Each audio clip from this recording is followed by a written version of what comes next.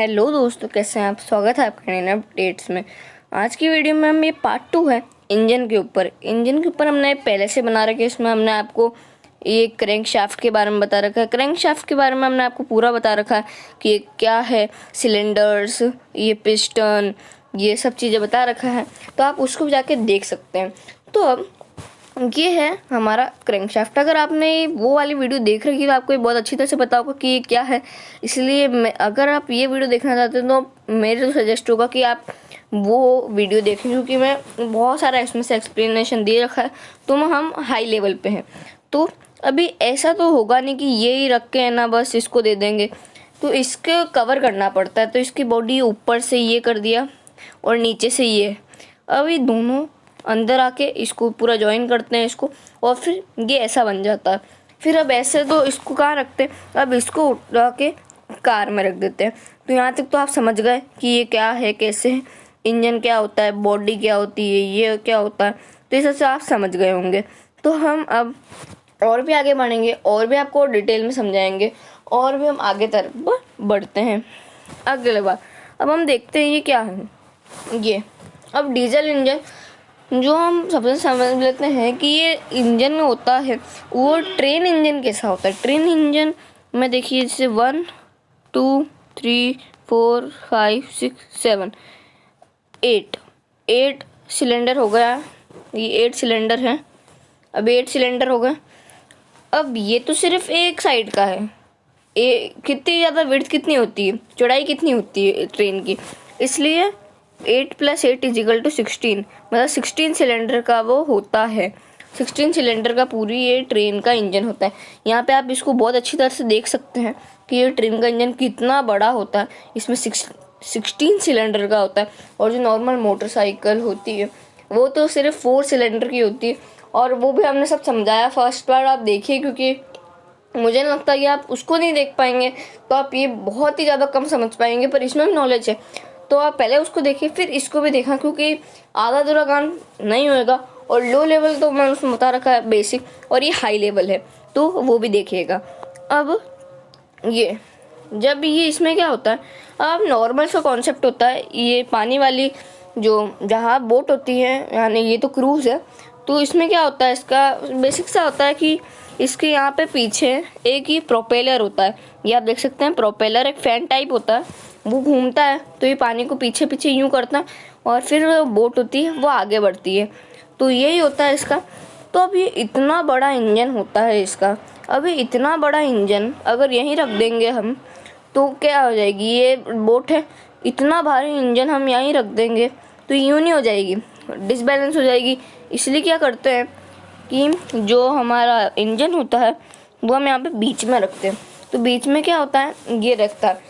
अब तो सबसे पहले अगर आपने क्रूज़ में कभी बैठे होंगे तो ये जो फर्स्ट फ्लोर होती है जो क्रूज़ की, उसमें डेक बोलते हैं उसको, वहाँ पे एक पाइप होता है। तो अगर पाइप को कभी बहुत तेज, वो क्या होती है, क्रैंक शाफ्ट होती है। शाफ्ट तो वो घूमने वाला होता है, हमने पिछली वीडियो में पूरा एक्सप्लेन करा है कैसे क्या वर्क करता है, शाफ्ट कैसे वर्क करती है, कैसे वर्क कर, तो आपको वो भी देखना चाहिए, तभी आपको समझ में आएगा। तो ये शाफ्ट होती है।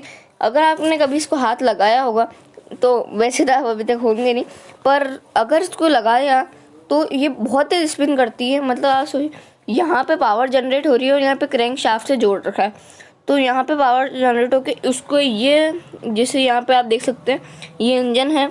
अब यहाँ पे क्रैंक शाफ्ट यहाँ तक है, क्रैंक शाफ्ट रोटेट होती रहती है, और फिर उसके साथ ही जुड़ा होता है प्रोपेलर, तो प्रोपेलर भी रोटेट होता रहता है। तो इस टाइप का ही होता है ये सब चीज़ें। अब हम और भी आगे बढ़ते हैं, बहुत सारी चीज़ों को और भी करते हैं। तो अभी ये क्या होता है, इतना तो आप समझ गए कि ये क्या होता है अपना, वो सिलेंडर्स क्या होते हैं, इंजन्स क्या होते हैं, ट्रेन का इंजन, बोट का इंजन, क्रूज़ का इंजन, सब समझा दिया है आपको मैंने। तो अब हम इसका सीसी और लीटर के बारे में समझ लेते हैं। तो अब सबसे पहले समझते हैं, अभी जो आपने इंजेक्शन देखा है, तो जब वो मतलब वो आपको फर्स्ट में तो बता रखा है हमने, पर जिसने फर्स्ट नहीं देखी अभी तक उसको वो देख ले, और अगर नहीं देखी तो मैं बता देता हूँ कि जो हमारा इंजेक्शन होता है उसमें जो पीछे वो डंडा निकला हुआ रहता है जिससे वो पुश या फिर पुल करता है, तो जो पुल करता है वो तो पूरा तो बाहर नहीं आ जाता है उसका डंडा, तो जहाँ तक ये आ पाता है उसको बोलते हैं डेड सेंटर, उसको बोलते हैं डेड सेंटर, उसको क्या बोलते हैं, डेड सेंटर। तो डेड सेंटर होता है उसके बाद, और जब पुश होता है वो आगे की तरफ, तो वो इसके आगे नहीं जा सकता, वो सिर्फ यहाँ तक ही रहेगा। इसको बोलते हैं, इसको भी बोलते हैं डेड सेंटर, मतलब बाहर नहीं जा सकता, वो आगे बिल्कुल नहीं जा पाएगा, उसको बोलते हैं डेड सेंटर। तो अपन और देखते हैं यहाँ पे टॉप डेड सेंटर। यहाँ पे भी जैसे ये और ये टॉप डेड सेंटर है, इसके आगे पिस्टन नहीं जा पाएगा। और ये बॉटम डेड सेंटर है, यहाँ बॉटम के नीचे भी जो पिस्टन है वो नहीं जा पाएगा। तो ये सब TDC और BDC होता है। अब हम समझ लेते हैं कि ये CC क्या होता है। CC is nothing more than the volume between TDC and BDC। TDC और BDC के बीच में जितनी वॉल्यूम है उससे वो ही होता है। अब जो आपने वॉल्यूम अगर आपको निकालना है तो वॉल्यूम में क्या होता है, वॉल्यूम में length into breadth into height, ये करते हैं हम। तो इसमें वही करना है, इसकी लेंथ हाइट और ब्रेड्थ सब कुछ फाइंड करके बाद ही हमको इसका जो मिलता है। अब इसमें ज़्यादातर अपन हाइट लेंथ होती है वो भी सेंटीमीटर होती है, ब्रेड्थ होती है वो भी सेंटीमीटर में होती है, हाइट जो होती है वो भी सेंटीमीटर में होती है। तो ये है।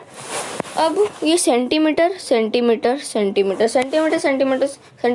Centimetre is equal to cubic centimetre. अब ये सेंटीमीटर क्यूब क्यों बोलते हैं, क्योंकि अगर ये 2 होते सेंटीमीटर, अगर 2 सेंटीमीटर थे तो सेंटीमीटर स्क्वायर बन जाता है। यहाँ पे 2 लिखा हुआ था, इसकी पावर 2 होती, पर अभी इसकी पावर 3 है क्योंकि 3 सेंटीमीटर है। तो हो गया, अब ये क्यूब, अभी बन गया क्यूब, अभी सेंटीमीटर क्यूब बन गया। तो अब इसको मैथ्स में ऐसे लिखते हैं सेंटीमीटर क्यूब, सेंटीमीटर और पर इसकी पावर होती है 3, सेंटीमीटर क्यूब उसको बोला जाता है। तो अब इसको जो इंग्लिश में बोला जाता है क्यूबिक सेंटीमीटर उसको इंग्लिश में बोला जाता है। तो क्यूबिक सेंटीमीटर मतलब लंबा वर्ड कौन बोलेगा, इसलिए हम इसका शॉर्ट फॉर्म बोलते हैं CC। इसका शॉर्ट फॉर्म होता है CC। देखिए कितना इजी है और कितना डिफ़िकल्ट बना के लोग बताते हैं इस चीज़ को, तो हम इतना इजी कर देते हैं इस चीज़ को, सारी चीज़ों को। इसलिए आप हमारे चैनल पे आए हैं, और आप अगर आप नए हैं तो इस चैनल को ऐसे इजी बताते हैं हम, इतनी हार्ड चीज़ों को इतना इजी करके बताते हैं कि आपको यूँ समझ में आ जाएगा। तो हम आगे बढ़ते हैं और देखते हैं कि ये वॉल्यूम CC और लीटर कैसे निकाला जाता है, तो हम वो भी देखते हैं, बढ़ते हैं आगे। अब हम निकालते हैं कि ये TDC BDC तो आपको समझ में आ गया, ये TDC BDC क्या होता है ये तो आपको समझ में आ ही गया होगा, ये TDC BDC क्या होता है। अब ये जो ध्यान रखिएगा, जो CC होता है, जैसे ये CC जो होता है वो सिर्फ एक सिलेंडर का ही होता है, वो सिर्फ एक सिलेंडर का ही होता है, सिर्फ यहाँ। और जो गाड़ियाँ होती है वो 4 सिलेंडर की होती है। तो हमारे फर्स्ट वीडियोस में हमने 4-5 सिलेंडर के बारे में एक्सप्लेन करा था, तो उस वीडियो को आपको देखना चाहिए, तभी आपको समझ में आएगा। तो अभी कैसे समझ आता है, जैसे जो किसी की गाड़ी है, ये उसकी लेंथ 2 मिनट आपको दिखा देता हूँ, ये लेंथ, ये ब्रेड्थ और ये हाइट, अब ये इंटू और इंटू। अब इसकी जो हमारी लेंथ है वो समझ लेते हैं 2, ब्रेड्थ है 4, हाइट है समझ लेते हैं 6 है। तो इजिकल टू 2 4 2 जा 8 और 8 6 जा वो 48। तो 48 और 48 अब ध्यान रखिएगा 48 CC 48 CC का हो गई। पर अब आपको समझने की ज़रूरत है कि ये 48 CC सिर्फ एक सिलेंडर का आया है। अभी 48 CC को आपको 4 में मल्टीप्लाई करना पड़ेगा। अब 4 में मल्टीप्लाई करना पड़ेगा तो अब आपका आंसर आ जाएगा, तो वो आपको करना है। 48 को इंटू 4 कर देंगे तो आपके पास सारा आंसर आ जाएगा कि ये कैसे क्या है, सारा आपके पास 4 से मल्टीप्लाई कर देंगे तो आ जाएगा। 48 इंटू 4 आप करेंगे तो आपके पास पूरी गाड़ी की CC के आ जाएगी। अब ये जो लीटर क्या होता है, कार में अगर आप कभी शोरूम में गए होंगे तो वहाँ पे कभी CC तो बोलेगा ही नहीं कोई, वहाँ पे सब लोग लीटर ही बोलते रहते हैं। तो अब लीटर में क्या होता है, जैसे सपोज किसी की गाड़ी है 160 सीसी की, जो सबसे पहले समझ लेते हैं कार कितने सीसी की होती। तो कार 1600 सीसी की होती है। तो कार जो होती है वो बहुत ज़्यादा बड़ी होती है, 1600 सीसी की होती है। तो इतना लंबा कोई बोलता नहीं, तो इसको क्या कर देते हैं 1000 से डिवाइड कर देते हैं। अब जब 1000 से डिवाइड कर देते हैं तो बन जाता है ये 1.6 लीटर। जो भी आपको, जैसे ये 1.6 लीटर हो गया। अगर ये 1000 सीसी की अगर आपने कोई गाड़ी ली होगी तो ये 1 लीटर बन गया। तो मतलब सिर्फ 1 लीटर ही 1000 को ले लेता है, 1000 के सीसी के बराबर होता है 1 लीटर। तो आप समझ सकते हैं कि कितनी बड़ी कार होती है और कितनी ज़्यादा बड़ी कार हो सकती है। तो ये तो सिर्फ लीटर के बारे में है। अब हम कोई क्वेश्चन पूछते हैं कि जैसे ही अब आप सोचिए कि अब आपकी गाड़ी की लेंथ क्या है, हाइट क्या है, जो सिलेंडर है उसकी ब्रेड्थ क्या है, जो भी चीज़ें हैं उसको आप वो इंटू करिए और मल्टीप्लाई कीजिए और आपकी सीसी निकल जाएगी। और जब कार है तो कार में लीटर निकालने के लिए आपको बता ही दिया हमने कि कैसे निकालना होता है। तो अब जैसे सोचिए कि हमारा ये 1.6, ये अब हमको इसको क्या करना है, ये 1.6 तो निकला है, देखो वो हमारा लीटर। अब ये ध्यान रखिए कार जो बाइक होती है वही 4 सिलेंडर की होती है। तो बहुत सपोज करिए कि 4 सिलेंडर की कार भी है, तो हम इसको क्या करना पड़ेगा 4 से डिवाइड करना पड़ेगा। 4 से डिवाइड करके जो आपका आंसर आएगा वो पर सिलेंडर लीटर में मान जाता है। तो यहाँ तक आपको पूरा एक्सप्लेन हो चुका है। अब हम आगे ही बढ़ेंगे और भी बहुत सारी चीज़ें देखेंगे। यहाँ तक आपको हमने ये सीसी के बारे में बता दिया है, लीटर के बारे में बता दिया है, हमने आपको इतनी सारी चीज़ें बता दी है। तो इस चीज़ को लाइक कर देना चाहिए। और इतनी ज़्यादा डिफ़िकल्ट जो लोग बताते हैं उसको हमने ईजी में बताया, क्योंकि आप हमारे चैनल पर आए हैं और हम बहुत सारी चीज़ों को बहुत ईजी करके समझाते हैं। तो हम बढ़ते हैं अगली की तरफ। अगले में बोलते हैं कि अभी ये जितना फ्यूल चाहिए, पिछले में बता रखा हमने फ्यूल को आपने पढ़ा होगा मोर कंबशन, फिजिक्स में अगर आप पढ़ा होगा मोर कंबशन नीड्स मोर ऑक्सीजन। तो यहाँ पे जो फ्यूल है उसको अगर आपने फर्स्ट पार्ट देखा होगा, फर्स्ट पार्ट अभी भी जो नए व्यूवर्स हैं उनको कहता हूँ कि देखिए, वरना आपको बिल्कुल समझ में नहीं आएगा और बहुत ज़्यादा बेसिक उसमें समझा रखा है। तो बेसिक नहीं आएगा तो आप हाई लेवल कैसे समझ पाएंगे। तो अब ये हमारा ये यहाँ पर है पेट्रोल। अब इसको बर्न करना है तो उसके लिए एयर भी चाहिए रहेंगे। अब एयर लाए कहाँ से? तो सपोज हम यहाँ पे एक कैंडल जलाते हैं, मोमबत्ती। अब ये मोमबत्ती, अब इसको कांच के जो हमारी ग्लास है उसमें ढक दो, फिर ये बहुत कम देर के लिए हो पाएगा, क्योंकि मोर कंबशन नीड्स मोर ऑक्सीजन। यहाँ पे जितनी ऑक्सीजन है उसको यूज़ कर लेगा, फिर बस ख़त्म ऑक्सीजन, तो अभी कहाँ से होएगा? तो वही कहते हैं, जब सर्दी के दिनों में लोग आग जलाते हैं तो वहाँ पे क्या आग बहुत धीरे धीरे जलती है। तो क्या करते हैं, इसमें फूंक मार देते हैं थोड़ी सी हवा। तो उससे क्या होता है, ऑक्सीजन ज़्यादा आती है, तो जो फायर होती है आग वो बहुत ऊपर चले जाती है और बहुत ज़्यादा कंबशन हो जाता है। अब यहाँ पे आप देखेंगे ये एक वो लोहार है, वो क्या कर रहा है, एक मुंह में एक ये रॉड है, इसके ये अंदर से खोखला, इसके अंदर से हवा ब्लो कर रहा है। What is compressor? कंप्रेसर वो होता है जो हवा को लेता है, उसको कंप्रेस मतलब दबा देता है और फिर फेंकता है। तो जो होती है उसकी बहुत ज़्यादा बढ़ जाती है। जब वो पिघलाता है तो हवा तेज मारता है ताकि वो आग जल्दी हो। अब आजकल तो ये सब चीज़ कोई करता है नहीं, अब सीधे डायरेक्ट ही ये मशीन आ गई है। ये मशीन इलेक्ट्रिक भी काम कर सकते हैं और हाथ से इसका उस साइड एक वो रहता है, उसको हम घुमाएंगे यूं करके तो वो हो जाता है। वहाँ आप ये समझ गए कि हमारा ये सिलेंडर क्या होता है, ये हमारी ये वो कंप्रेसर क्या होता है। वो भी समझ गए कि मोर कंबशन नीड्स मोर ऑक्सीजन। तो ये सब समझ गए हैं हम, और आगे बढ़ते हैं और आपको और भी सारी चीज़ें समझाते हैं। तो अभी हमने देखा, अभी हवा कहाँ से खींचे? अब ये तो देखिए पाइप होता है, उसका मुंह होता है, वो मुंह से अंदर हवा लेता है और फिर वो जो रॉड होती है उसके अंदर कर देता है। पर इसमें तो कौन लेने वाला है हवा इंजन में? तो अब यहाँ तक तो आप ये पूरा समझ गए, पर अब हवा कौन लेगा? अब इसके लिए आते हैं सुपर चार्जर और टर्बो चार्जर। सुपर चार्जर क्या होता है? सुपर चार्जर क्या होता है? वो इंजन को बोलता है कि जब तुम चलो ना तो मुझे भी थोड़ा दे देना। तो इससे क्या इंजन के ऊपर इफेक्ट ज़्यादा पड़ता है, क्योंकि यही वो चीज़ है जो उसको एयर लाने के लिए मदद करता है। तो अगर ये नहीं होगा तो फ्यूल में कंबशन ही नहीं होगा। इसलिए इंजन को ये पावर देता है, मतलब इंजन इसको पावर देता है ताकि ये अंदर लेता है हवा को और फिर यहाँ से उसको पहुँचा देता है अंदर। तो हवा भी चले जाती है, फिर कंबशन होता है। पर इसकी एक खराबी, क्योंकि ये बहुत अच्छा है पर कुछ ना कुछ खराबी तो होती है। तो इसकी खराबी है कि ये कुछ पावर जो इंजन पावर जनरेट कर रहा है उसका कुछ तो पार्ट उसको आ गया, वो क्या बोलते हैं इसको, पिस्टन को, और कुछ पार्ट आ गया है सुपर चार्जर को। तो एक्स्ट्रा लोड पड़ता है, तो एक्स्ट्रा लोड थोड़ा ख़राब होता है। इसलिए अब जो हमारे साइंटिस्ट थे, इंजीनियर्स थे, उनने माइंड लगाया और उनने क्या करा, उनने अब एक नया लॉन्च कर दिया और वो है टर्बो चार्जर।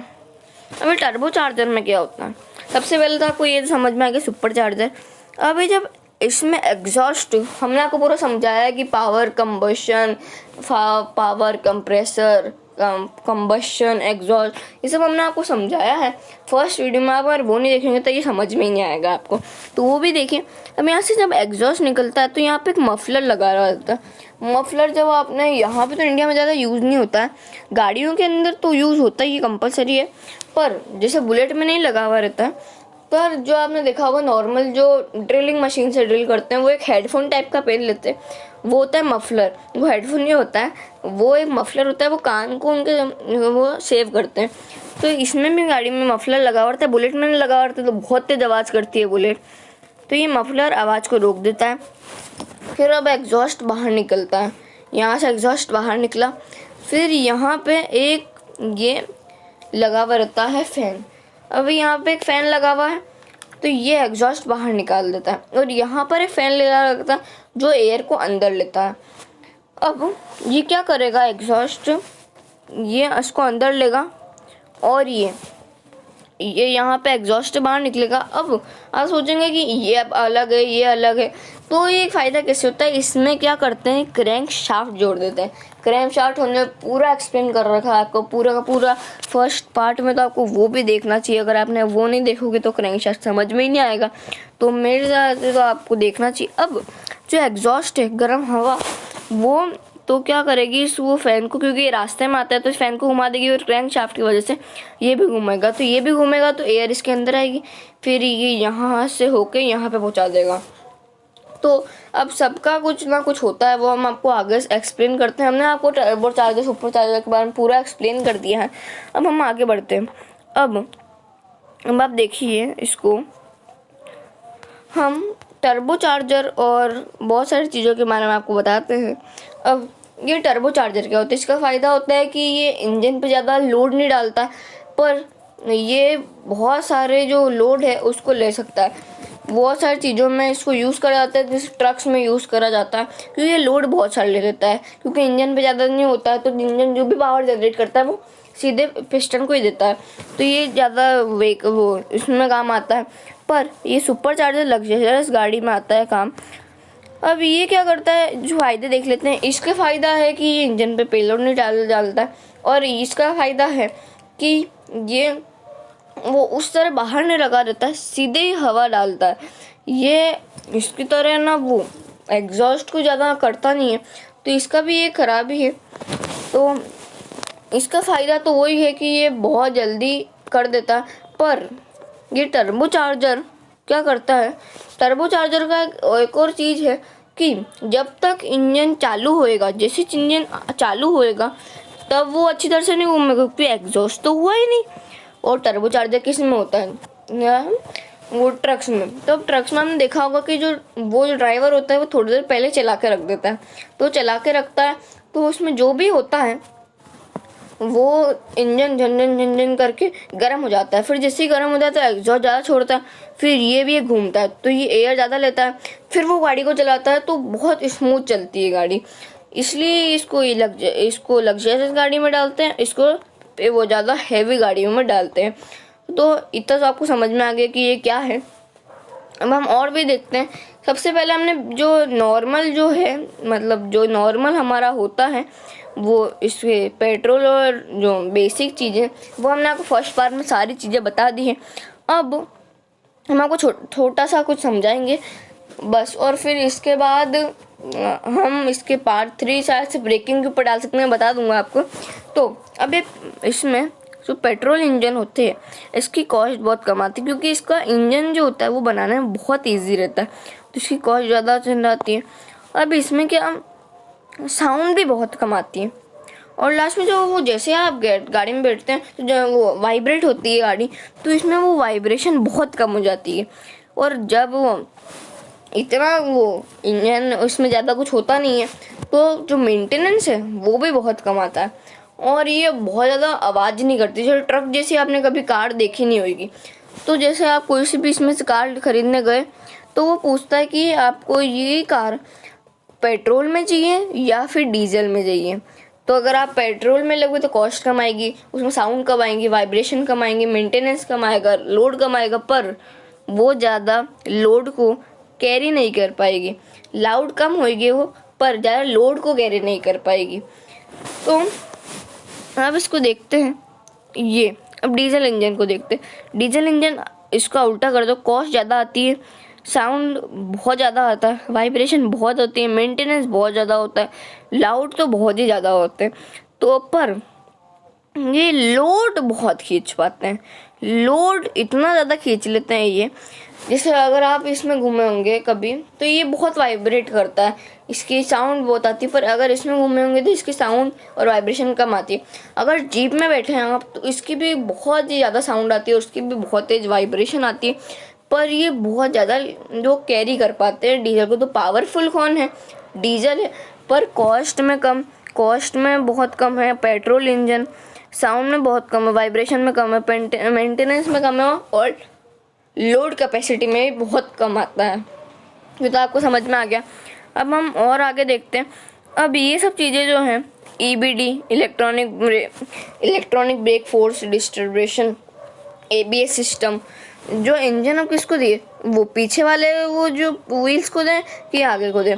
तो अगर वो व्हील जो इंजन है वो पीछे वाले को दे रहा है तो रियल व्हील ड्राइव, और इंजन फ्रंट वाले को दे रहा है तो फ्रंट व्हील ड्राइव।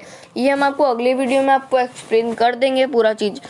और भी हम आगे देखते हैं। अभी ये हमारा है, अभी ये जो गाड़ियाँ होती वो 4 व्हील ड्राइव होती है आर्मी की, क्योंकि आर्मी को कहीं भी माउंटेन पे चढ़ना रहता है, तो ये जो इंजन होता है ये दोनों को देता है, इन सबको देता है, तो इसलिए सबको देता है। तो अब आप समझ सकते हैं कि ये भी है, और ये सेकंड पार्ट में हम सब कुछ कवर करने वाले हैं। तो आज की वीडियो के बस इतना ही, पर हम आपको ये सब चीज़ें समझाने वाले हैं, इसलिए आप इस अगली वीडियो को देखने के लिए सब्सक्राइब कर दीजिए ताकि आपको वो भी मिल पाए।